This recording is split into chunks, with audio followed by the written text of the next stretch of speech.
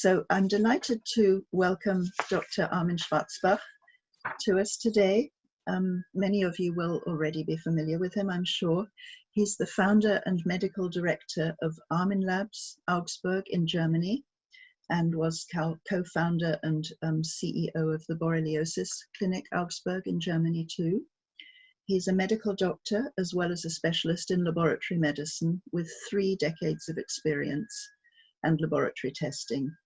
He's conducted many tens of thousands of tests for patients with Lyme disease and co-infections, and is now very, very pleased to be able to introduce tests for SARS-CoV-2, which is the the causative factor. He'll be explaining that more of COVID-19. And so I think without further ado, let's go over to you, Armin. Thank you. Thank you very much. Thank you for the attendees here late today before Easter. Yes, we have very chaotic situation, especially here in Bavaria. You saw the statistics. We started, I think, 2 weeks before you. 2 weeks ago, before us, it was in Carinthia. 2 weeks before, it was in Milano, Lombardia. So nobody expected that situation. And yes, but it's a really horrible situation for all of us. We are sitting in the same boats. So it's not different what's happening here to your situation. We are also hotspot in Munich. You see that I live in the surroundings of Munich, and now I am doing a lot of testings for this COVID patients now. Yeah. Could I begin by asking you, Armin, what the difference is between SARS-CoV-2, which is the name of the actual tests that you'll be doing, and COVID-19. Could you just explain that distinction? Yeah, the SARS family is an older family. It's not a new thing. We have a professor von Drosten here. He is an expert for that. I think it's 10 years ago. There was also with the SARS virus, they feared also some kind of epidemic or maybe pandemic. And by this, it's a new variation of that coming in. It's a COVID-19, the SARS variation, COVID-2, it's named, which is more aggressive, more virulent, we name it, and which is getting more pandemic now. Thank you. So the tests that you're doing are called SARS-CoV-2, but if you're positive for those, then you'll be explaining to us what that means. So what's the difference, first of all, please, between a PCR test, I believe that stands for real-time polymerase chain reaction, and an antibody test? Yes, the PCR, as you already explained, is the polymerase chain reaction. It won the Nobel Prize in medicine, I think 20 years ago, 25 years ago, by HIV infections. It became very famous, the method. It's a direct test. You look directly for the pathogen, whatever. We know it from HIV in the bloodstream. We know it from hepatitis B virus. We know it from influenza virus. Now it's a COVID-19, the SARS variation, CoV-2 virus. Antibody test is completely different. This is indirect test. Indirect test we are doing also for Lyme disease, for Borrelia. We do antibodies, Western blots, or ELISA. This is a test where we look indirectly for immune reactions by antibodies. Antibodies are IgG, IgA, IgM. We are also doing for Lyme disease and other infections, for other viruses, for chlamydia. So the PCR is always the best method to detect directly the pathogen. What is, we all know in Borrelia burgdorferi infection, very complicated, but for the SARS, this acute respiratory syndrome virus, it's not so difficult because it's enriched in our saliva, and also we can find it in the pulmonal system because it makes acute respiratory problems with cough or breathlessness, and it's acute situation. So it's really dangerous for immune compromised patients, what you see here everywhere, and also for patients with pathologic preconditions like diabetes or asthma or allergies or yeah, let me say everybody who has an illness with cancer and a weak immune system has a high risk to get complications by the acute, really aggressive virus. Thank you. And you've explained to me that the genetic sequence that you're testing for in the PCR test is very specific. It's well characterized. Yes. What is it that you're actually using when you do an antibody test? That isn't a piece of genetic material, as it were, is it? Yeah. Every pathogen has different antibody structures, and also for the SARS-CoV-2. The protocol for the PCR was developed by Charité, Professor Drosten here not far away, because he was the German SARS specialist 10 years ago, and it was his special field in, I think in Europe also, to work with this virus genetic code. And then he found it out, and then he developed an in-house PCR. So the PCR is not actually CE certified test. All PCRs you're doing are in-house, own developed according to protocol from Professor Drosten. He officialized the protocol, and then a lot of test producers, just I don't want to make some marketing, but a Roche company developed, as an example, also this PCR by their machines, but still it's not a certified technique. So it has not the precondition to be accredited testings, if you want to discuss accredited testing. But we all believe in that, and I think with a very high probability and specificity, exactly, we find this SARS pathogen directly, these structures, this genetic code, if we do it from a swab. Or where we are working now on cell line solutions that you can spit into. You will get later an explanation how this works, because the swabs are not so nice to have. And we have big problems now. What we know that a lot of swabs are false negative, because the technique of the swab maybe was not the correct one, done by an unexperienced doctor, and maybe somebody who keeps distance from you. You say, oh, it's a patient, I have a risk to get infected, come very close. Okay, I'm protected, but a swab you need to put into your nose, into the deep pharynx, I think it's named, and to bring it really from the deep. And if you don't do that correctly, it will be false negative. But if it's positive, then you can say it's really nearly 100% positive, because it detects exactly the genetic code of this SARS-CoV-2 variation virus. The antibody is different. Antibody is ELISA technique we have now, and in the quick test we have a lateral flow assay technique. You will see later some examples how it works and how it looks like. The ELISA is a very well characterized method in laboratory medicine. It's a very sensitive method. It's better than the IFA. It's also maybe a little better than Western blot or immunoblot. So this technique for the ELISA is from HIV. You could compare it with the HIV ELISA. You put some antibodies from the patient or the serum, we say, where you expect the antibodies. You put it from the vein, and then you bring this serum into a test system, an ELISA test system, where on the bottom is also the high specific part of this CoV-2 virus, SARS-CoV-2 virus antigen. It's an antigen antibody reaction. That means it's an indirect test. It's from your blood. The PCR in the difference is directly done by the swab. It's directly try to isolate this genetic code of the virus from your nose or pharynx or from your pulmonary system. You can also do that from this side. Yeah. Thank you. I think you've said with the antibody tests, they are CE certified and also have the IVD yes. Validation. Yes. And could you explain a little bit about the difference between IgA, IgM, and IgG, all of which you're offering now? Yeah. IgM is the antibody in every fresh infection. You produce an IgM antibody. It's coming 3 days, earliest time. If we would have an ELISpot now, the ELISpot would detect the infection within the first and second day already, so earlier than antibody. The production of the antibodies we know now from this SARS virus, it starts when you get symptomatic, not before. So you need to get symptomatic to find antibodies, IgM in the first step.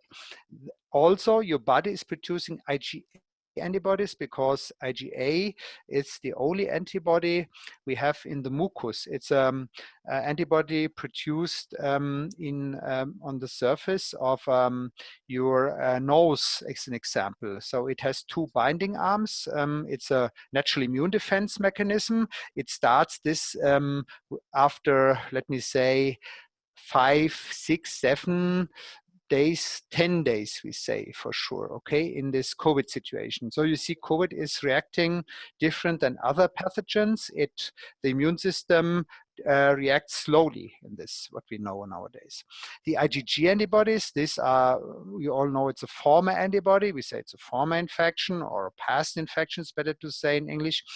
That means the IgG is coming after the IgM, then the IgA is coming, nearly the same period of time, the first week, and then the IgG is coming after, let me say, 2-3 weeks. It's different. Every immune system is different from the other. So we cannot do postulation now. I need IgG to be evident on day 20 after I get symptomatic. But what we know by the studies now done for sure that the antibodies are within 3 weeks after you have symptoms, nearly 100% of the patients with this infection produce antibodies. 3 weeks. Okay. So 21 days. 21 days. This was a Chinese study. We have other studies which say, okay, after 10 days, you already produce antibodies after getting symptomatic, to be on a safe side to find antibodies. I would not do antibodies the first week. It doesn't make really a sense. Or maybe you have single case reports. It makes a sense if the swab is negative and you have typical symptoms for the COVID infection. Then you could do the IgA and IgG antibodies, because we have some single case reports that the antibodies are there and the swab is negative. It's single reports from China. But normally your immune system should develop antibodies 2-3 weeks. So I would be on a safer side if you do it 3 weeks after you have started your cough. It's a starting point when you started with your cough or with your gut issues, your diarrhea or the headache or the fever or the breathlessness. Some cannot smell anything, we know from patients I discussed with. So you have different symptoms. The virus is not clearly characterized, but what we know nowadays, we have 2 weeks incubation time, no antibodies, swab is negative. This is a dangerous time because you're running around. You have a little virus in your nose or your throat. You're maybe not coughing, and it's so high contagious that you can infect. You are completely asymptomatic, that you can infect others. Okay, thank you. And do we know yet whether antibodies confer immunity? Normally, one considers IgG to confer a degree of immunity in most pathogens, but with this one, do we know that yet? This is a question I get every day. We cannot confirm that because we don't have any data about that. We can say, okay, IgG means a past infection or an active infection. Still, it's ongoing. We don't know. We don't know if an infection can be persistent in single cases. We don't know if it can be reactivated. We don't know, simply don't know. But we say in the general rule, what we know from a study from Schwabing, it's the first German population was not far away from Webasto company where I live. In February, they got a Chinese guy bringing in it, and we had already a hotspot of, I think, 15 infected, and they know now that the first week, it's the virus is highly concentrated in your saliva. The first week, you get a cough, and then you are highly infectious for others, highly. So it's, but after 1 week, they said in this population that the virus is getting killed. more or less, or we don't know exactly if it for all patients, but we can say, okay, after 1 week, you are not high contaminated, and it's not high active in your nose, in your throat, or your pulmonary system, although you have maybe cough. But we don't know actually if your immune system is bringing all of this. A virus is a protein. It's simply a protein structure. It needs us to survive. It uses our mitochondria, our ATP. Otherwise, it's getting killed. So it needs it's living intracellular like all of the viruses. But what we can say, if you getting the swab positive in the first week, that within 2 weeks, when you have started symptoms, there's a high probability that after these 2 weeks, you could leave your quarantine. So in Germany, we sent all the people after 2 weeks with swab-proven infections, direct testing, PCR testing. We sent them out of quarantine when they are symptom-free. We don't control the swabs. I think in the future we need to control the swabs also, because we don't know how many could have persistent infections, but we don't have so many testings. The problem is, I think we do 300,000 in Germany every day, but this is not enough. And we have now the problem that the test producers for this PCR are not coming behind, because we need millions of swabs here in Germany, millions. Yeah. Well, would you say then that it's more sensible to do a PCR test first and then an antibody test? Or I know you're offering both. Or is it best, from England at least, to wait those days that you've just mentioned and then do the antibody test? There's no question, no doubt about it. If you're getting symptomatic, if you say this is really atypical influenza for me, and maybe your life partner has the same situation, and you're all coughing, and you get breathlessness, and you get all the symptoms, you need to do the PCR. There's no discussion about that. Immediately, as soon as possible. I know that we have some problems. Also, a laboratory nearby is doing 2,000 swabs a day, and they cannot do 2,000 in a row. This is a problem. So you need 1, 2, 3 days to get the results. This is really a critical phase. So the first thing is, you have clinically, by your symptoms, your emergency case, you need to go to the hospital or wherever I don't know your British system. We have here a number for doctors coming here, checking you, and then they say they're protected. It's a phone number, and then they send you maybe to hospital, or bring them to hospital with breathlessness if they're older people, or they put you under quarantine if you're not so symptomatic. They say, okay, we check you day by day, we call you if you're still fine, but nevertheless they do a swab with you. They don't do the antibodies, you understand? So in the acute phase, don't do the antibodies. The antibodies are not the indication for the acute phase, the 1 week phase. Maybe in single cases, it could help a little if the swab is negative and you say, oh, I have still a cough the first week, but then you're still infectious, and I would not do taking blood with you.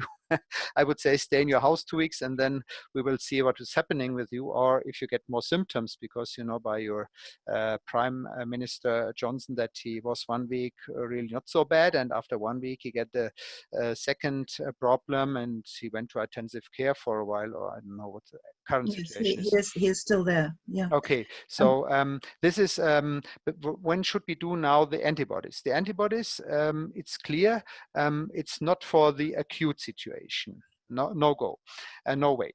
The antibodies you could do 2 to 3 weeks after you had the cough or unclear cough, to check if your body is proven the infection. If you have IgG antibodies, you have a high probability that you had it. The specificity of the IgG is up to 97.5%. It's a high probability. It's not proving that, but it can also be something else, but it's a high probability.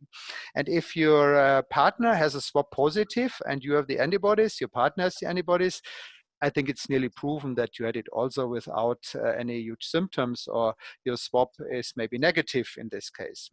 So we have some indications, and the IgG, IgA is equivocal. We don't differentiate now with IgG, IgA findings. We know that IgA has some unspecific reactions in blood donors. It's around 12%. We found it in blood donors, but not in 100% of the blood donors. So in over 85% of the not blood donors, and if you have the symptoms for this SARS infection, then it's clear that it cannot be something else, understand? So always the clinical picture, like in Lyme disease, and then you do the antibodies, not just doing antibodies. I want to screen myself if I had this.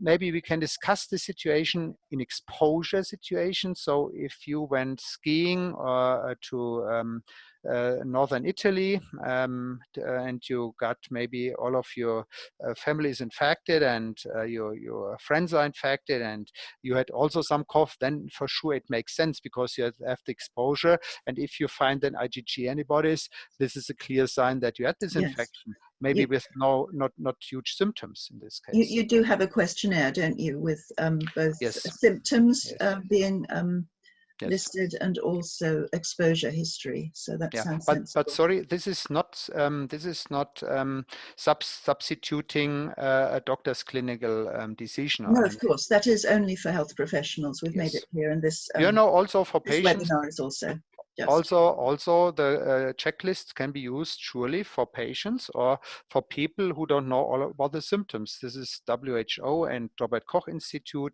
We collected all the evidence-based symptoms on it. Yeah. Some people are deficient in various immunoglobulins. They might have, for example, an IgG deficiency. Does that affect these tests, do you think?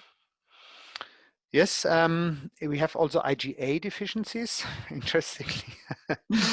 So we know that from celiac disease. So we always check IgA totally for celiac, for endomysium antibodies or celiac antibodies, because you could have IgA deficiencies by resorption problems. Some people have that without knowing, and then it could be false negative for sure, yes. That's what you call the non-responders, I think, but that's a very small proportion, isn't it? No, non-responders. This is a really complicated thing with this SARS virus. I have a lot of data now from cohorts, from different discussions with positive patients after swab. I tested week by week now to find out when antibodies are coming in this clearly characterized patients with infection for sure. So what we can say, it's also some kind of chameleon. Also negative antibodies cannot exclude an infection before, for sure. Also positive cannot prove 100%. You need always the clinical picture, you need the exposure. The same with Lyme disease. We have always the same discussion, because the indirect tests from this side, it's better to have a direct test which proves you the infection in the beginning. But if you don't have it, the question is what to do with all of the people who have silent infection without any huge symptoms. I find a lot of patients, people, they are completely no symptoms, but they have high positive IgG, IgA. Maybe they lived in a community together, or they work together with other people. But in my opinion, it's good if you already had the contact. This infection is like a big vaccination with a very aggressive virus. Normally, we use these viruses for vaccination attenuated in a weakened version to do the vaccination. Yeah. But this is really a big threat for all of us. Yeah, understand. Thank you. Well, just to cover, before we go on to a few more general questions, just to cover the tests that you're actually doing. You began with an IgG, IgA test, which is the ELISA test that you mentioned earlier. And that's a test that can be accessed via the Academy, AONM.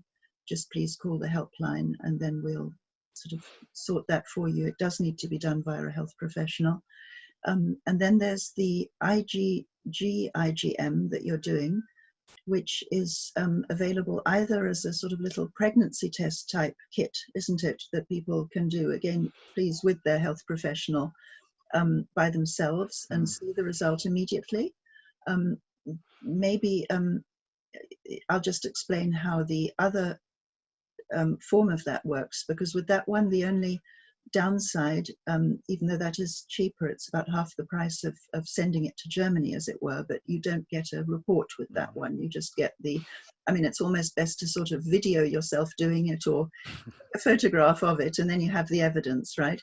But it's still not quite the same as having a report. And the alternative is, if you can get serum over to Germany, then they'll use the same kit. That's why it's called a quick test. They will actually, after centrifuging it, put the blood into that little pregnancy test type kit and get the result, and then write a full report for you. Maybe, I don't know if Marcus is there and could show us the little kit for the IgG, IgM. Can Marcus sort of open up his screen? Oh, Yeah, okay. sure. He's in Germany with Armin. Yeah. So those are the little kits for actually the quick test. And so you have different results. So I hope you can all see it. Well, for example, that one is, for example, it's a negative one. You see a positive control line means the test is valid, but you don't have an IgM or you don't have an IgG. For example, for that one has also a positive control line. You see the line on the C, so it's a valid test. We don't have an IgM, but we had a reaction while having, or for the IgG. Means, yeah, positive antibody test and positive quick test. Thank you. About Armin, 1.7, I think 17.5 million of these from China are now being returned because they were not found to be accurate enough here in the UK.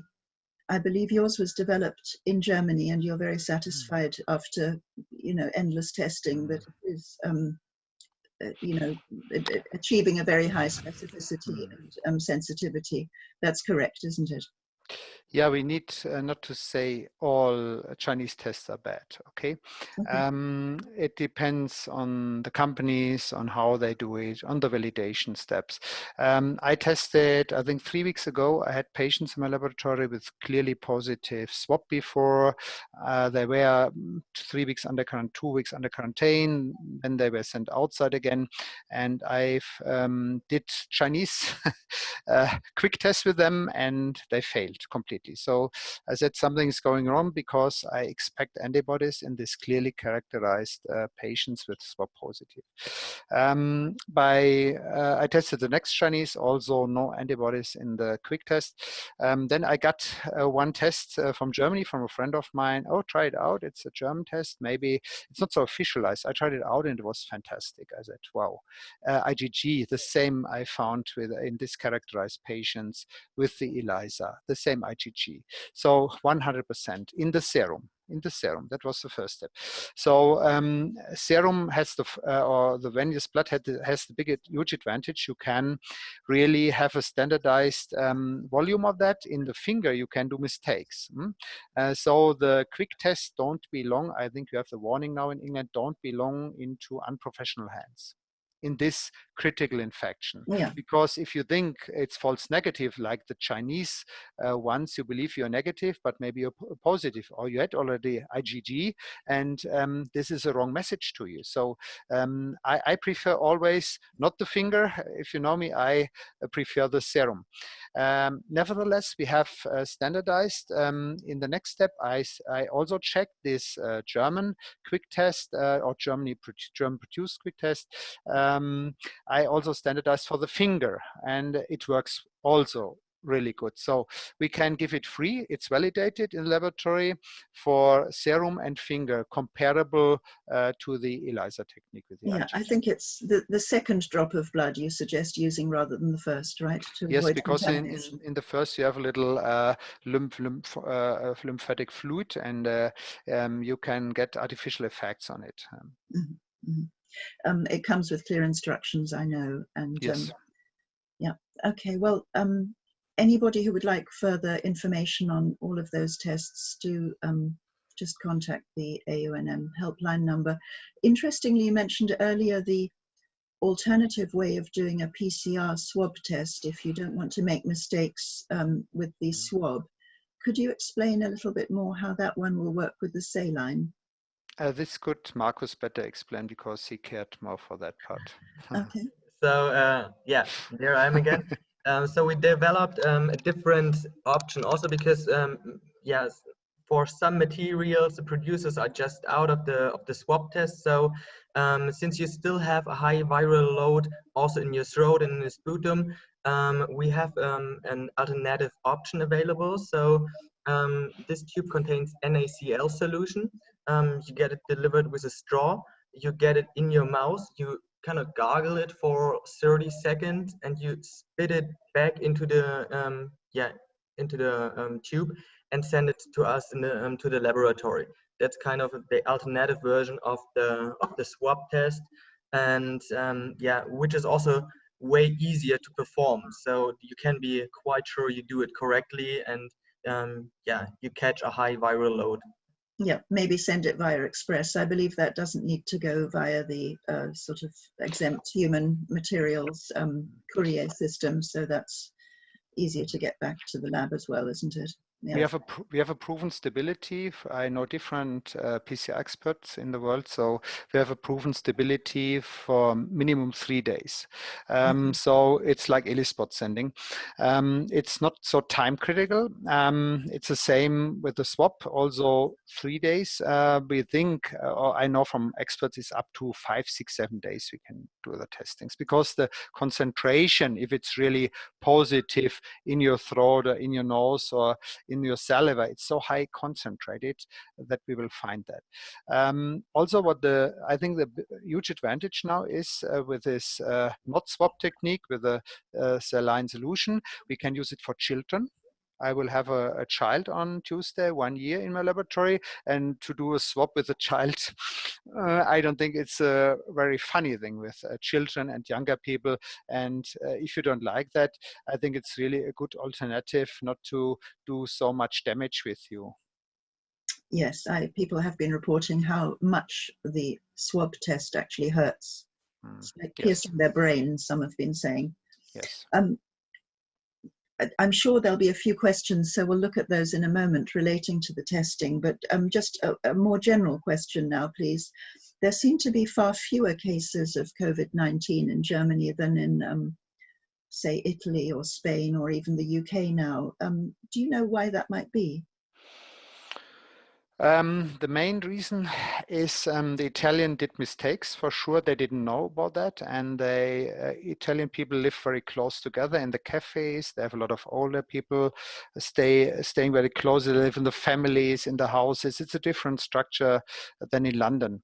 You don't see so many older people outside on London street. Nevertheless, you have younger people, you have immune compromised people in London, as an example. That was one of the bad things Italy is suffering from now, really horrible situation. On the other side, in Germany, we followed up the Austrian rules from Kurz. We came maybe a little too late. We didn't protect the older people so much in the beginning. Now it's better protected when they live in communities. Older people here, they are high risk group. You know that by statistics, most of the older people died. It's 80 plus or so, 75 plus. Also in Italy, the problem was, although Conte did the law that they are not allowed running around younger people, in Lombardia, they did Corona parties, and so they infected, like in South Africa now happening, or in other, they did really partying. We had here in Bavaria a Corona beer party, and the whole village after that was police isolated after that party. They underestimated this aggressiveness of the virus. The younger people say, I cannot get the infection, but you know, in England also younger people died, but I saw on the news. It's no guarantee for you that you will not cannot get huge problems, intensive care, but surely the probability for older people is much higher than for younger people. And also one important message, when you would send me a swab, I definitively will destroy that. Also, we will not keep the swab because it's useless for us. The whole tube will be burnt after that. Oh, that's very important for us to know, I think. So there'll be no genetic material retained by your laboratory at all. No, strongly controlled. Yeah, I know the genetic laws are very, very strict in Germany. Yeah. Could I just move on now to a few questions that we've already received in the Q&A section here, which is, we're hearing about people getting reinfected. So how can one be assured of being safe to come out of quarantine? Do you have any ideas about that? Obviously, that'll be a political question as well, but are you already hearing from your point of view some perspectives on that in Germany? Different aspects. How safe is the reinfection? Maybe it was a persistent infection and the second swab was false negative. Okay, it was not correctly done as an example, or the concentration of the virus was not high enough. I know from cases that have persistent infections longer than the 2 weeks, and if the swab is still positive after 2 weeks, they put this people, also doctors, another 2 weeks under quarantine, hoping that the swab is negative. So some are saying now in Germany, oh, I don't do a swab because if it's still positive, I need to stay in my house for maybe 2 months or so. Who knows how long it could persist, the virus. The other question is it now what you had in the second test where you estimate a reactive or reinfection? It could be maybe a genetic variation of the virus. We don't know if there's a shift or drift, we name it, like influenza, but there's no proof for it in the current phase. On the other side, it could be dead virus or part of the dead virus in your mouth where you still spit it. It's protein. It's simply protein. So the swab could be still positive, but it's not the active virus. Okay. Well, I'm assuming that as the studies come through and as further information builds, you'll have a collection of that for us to access, and also it'll be publicly available, hopefully. Sure.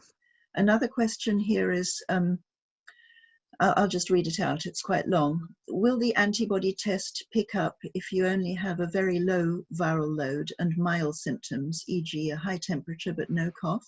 I've heard that the antibody tests developed in China were done on hospital patients with high viral loads, and they may not be sensitive enough to pick up the antibody response to a mild infection. Yeah, this is a huge chapter to see.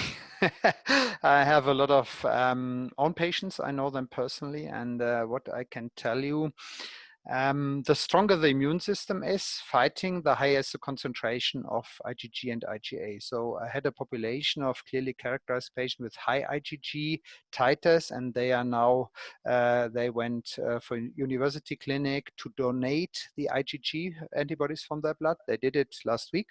Also Hannover University, they try to give then afterwards this IgG, high specific IgG from them after my test to patients which are on intensive care with really bad illness, bad symptoms. This is one part of the story, but I can tell you by my first experience with a lot of patients, case definitions, case discussions, that the IgA, IgM, especially IgA will play an important role in this infection. And I can tell you also that the older you are, the more difficult it's for you to produce any antibodies. So we will find also patients immune compromised, they get corticosteroids or have subclass deficiencies, they cannot produce IgG enough. And the next thing is the test system we are using, or all the laboratories are using, they are characterized by patients in hospitals, not afterwards and running around patients. We have the same situation with Lyme, ELISA, and Western blots, where you characterize the cutoffs for children, for babies, etc. So there are a lot of questions behind that for sure, but we need to start with something. And I can tell you, if you shown IgG or IgA and you had the symptoms 3 weeks ago, we could say with a very high probability that you had this infection. It's a past infection. We cannot say now you have immunity forever. This is, nobody will tell you or document for your immunity by that. But you have surely by IgG, you have surely protection. IgG means always protecting IgG antibodies in every vaccination. Well, I mean, evidence will build gradually about that, won't it, as well? We'll know a lot more in a month than in 2 months. Sure. also, I remember you saying to me that your tests are very sensitive. I mean, Very sensitive. Yeah, taken them it's through up huge to 100. testing. Yeah. The ELISA is up to 100%, 89 to 100, and the German quick test is also 85. This is fantastic data for this test systems, Yeah, please. yeah. We think about the swabs. If you see all the false negatives, maybe it's 80% or so. Yeah, yeah. Just if you Or could 90%. confirm, I think you've already mentioned this, but if you could confirm again, another question from a doctor here. After how many days can we do the throat swab, or for how many days can we do the throat swab, and after how many days IgG? This is always that's also a very good question. I thought also about that. The swab makes sense the first week or the first 2 weeks maximum. So you get the cough now and then do the swab. So you can also do the second day, the third day, fourth, fifth, sixth, seventh. But after that, maybe it's more dead virus you find in the swab, 8, 9, 10, 2 weeks. 2 weeks after getting symptomatic. That makes also sense. So my next plan is to do swabs additionally to antibodies. What I told you before, you will find nearly 100% of the IgG antibodies 2 to 3 weeks after symptoms. So if we would do now in a concept in the world, 3 weeks after getting symptomatic, or maybe exposure, don't forget the exposure situation in the families. You will be surprised how many don't feel anything. This is the dark number. I can tell you that the dark number is tremendous in Germany. I have seen the patient completely asymptomatic. A patient was traveling with cough to Dubai, a German patient. I talked with him 5 weeks ago. He had the cough. He was IgG-IgA positive. So nobody cared for that. He was sitting in a plane, or he was infected by a Chinese guy in Dubai. I don't know. So you see all of this a chain of these infections where you can get infected is tremendous high. But the more we select out of that with IgG positivity, we find the chains out by that. Okay, you could say, oh, and his family, now we check his family. If the family has IgG or maybe IgA, then we see if the family had it, you know, so it gives you a feeling of a little safety in this panicking situation. You know, the people in Germany are getting crazy. They get depressions. One politician was doing suicide in Hessen, where I'm from. Yeah, he was jumping for 10. Yeah, he could not tolerate this. It's we have also in Lyme. I don't want to overinterpret Lyme, but also we know from all of this infection, you get crazy. We are like in a prison here. You know, Absolutely. also for the children, the social conflicts there. You know, there's village fighting against village. They said, why did you do this Corona beer party? Now we have a death case. My mother died by that. You know, they did this partying, you understand? And I know from this village, they are fighting against now on a psychological war. It's not that they have weapons in Bavaria, but on this side, the more we know about that, the more IgG we find, the more we find antibodies, the better it is. It's clear. It's absolutely clear that the way in the future will be a passport for antibodies or a passport if you had the vaccination. It's clear, like in every influenza, in every infection, in yellow fever, we do it also. We do the same in the countries. Yeah. This question that's come in is about the S and the L strain. The participant is asking, do you test for different strains, and particularly the S and the L strain that has been discussed in some quarters? Would you say that those two strains are being covered by your test? One is said to be more virulent than the other. The test producers put the S1 domain in it, and they did also studies with it, and we believe more in the S1 domain, but you can be sure other tests will follow by ELISA, which will also differentiate both. You can be sure. I cannot tell you all about that, but I know what will happen now in the world in the test production. But the problem is the limited availability for antibody testings. This will be really a problem for all of us. The limited availability, you said, yes, did you? Sorry. Yes. And then another part of that question is, could you please comment on Iceland, a study there, having found 40 different strains? Would you say that your tests are sensitive enough to pick up all of those, or does that need further study to be verified? This is a good question. Maybe it will fill the gap of this sensitivity. We have the sensitivity still 89% and to nearly 100. So we have still to fill something in by different variations, I'm sure. That's the same question you would ask me, Armin, do you check for myomotoi in the same ELISpot? Do you check for Garinia, Afzelia?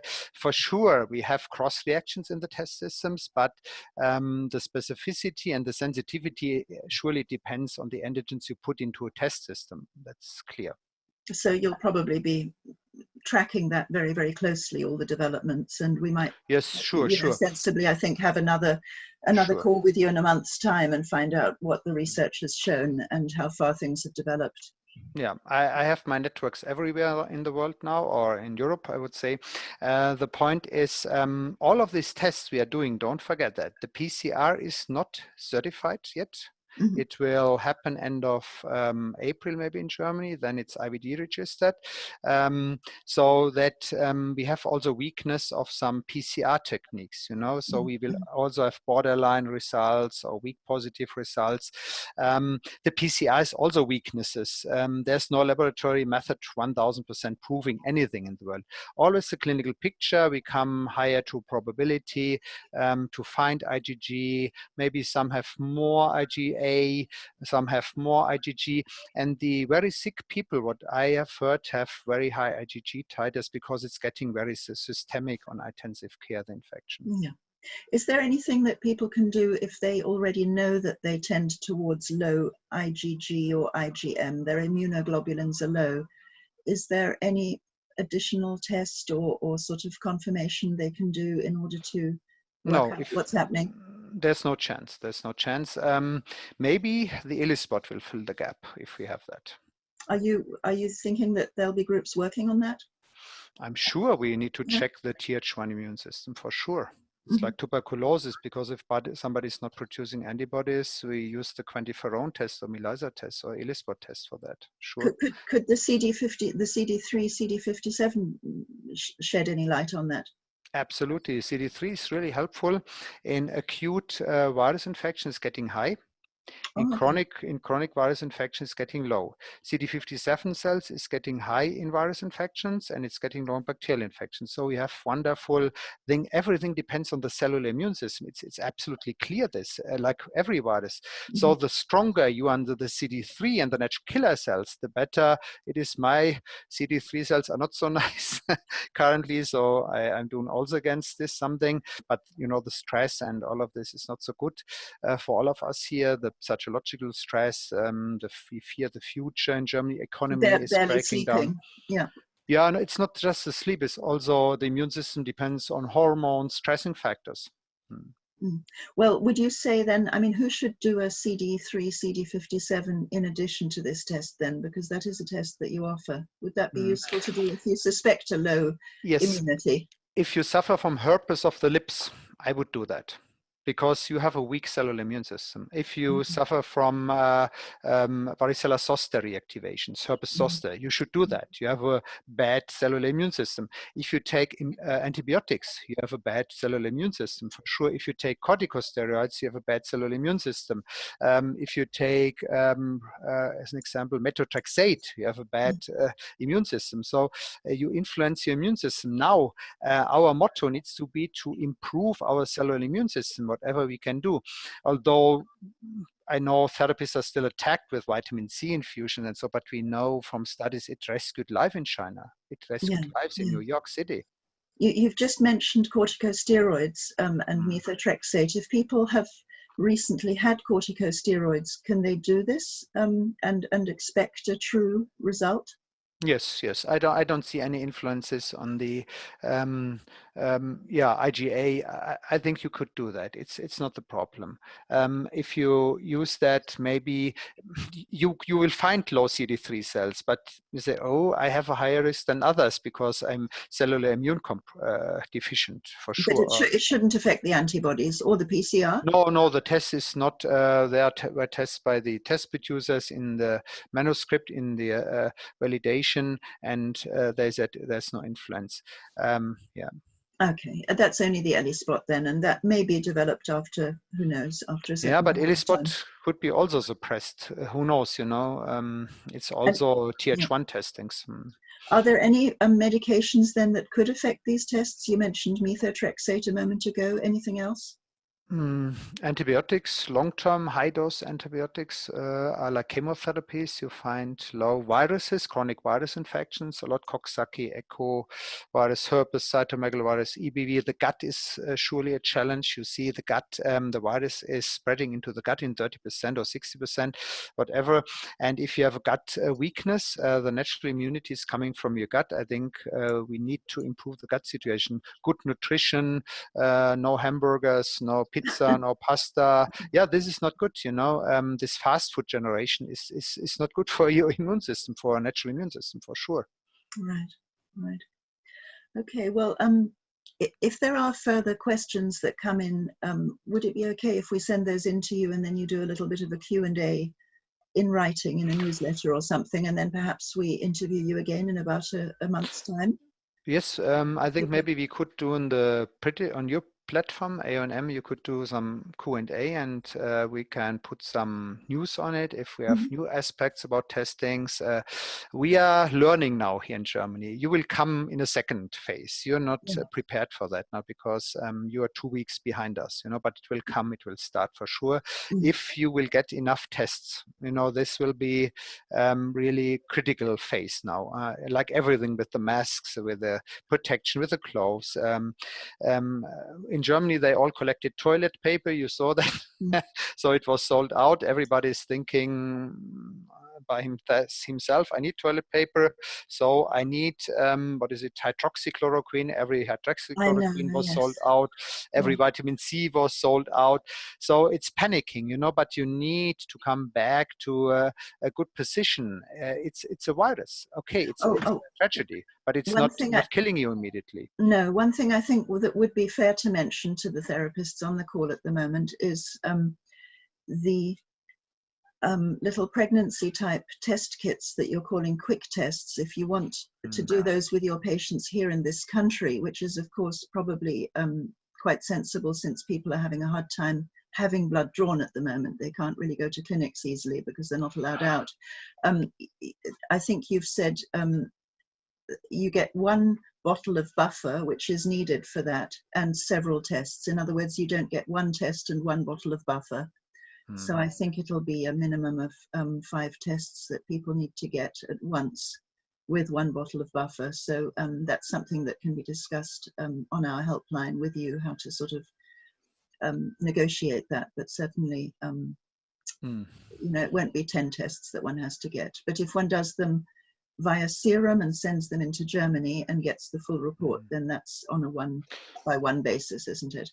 Yeah, this is good. Also, you have laboratory doctors, my validation on it. So it's checked, it's double checked, it has all the quality. If you do something yourself, you can do that. But on the other side, you need always documentation, a good documentation for it. You can do that by yourself. I think you can do that if you're a medical professional. But I would not do it in the hands of patients, this quick testings. Yeah, okay.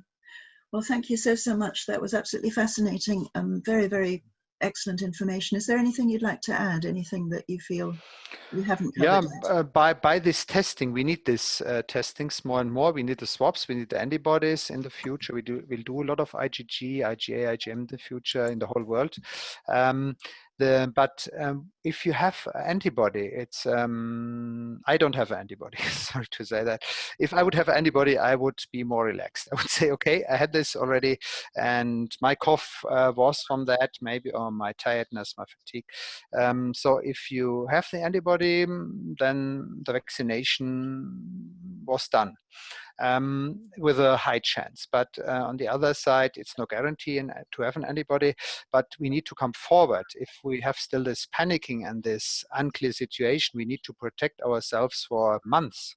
And this could not be. We need to come forward by good, high quality antibody testings in the future.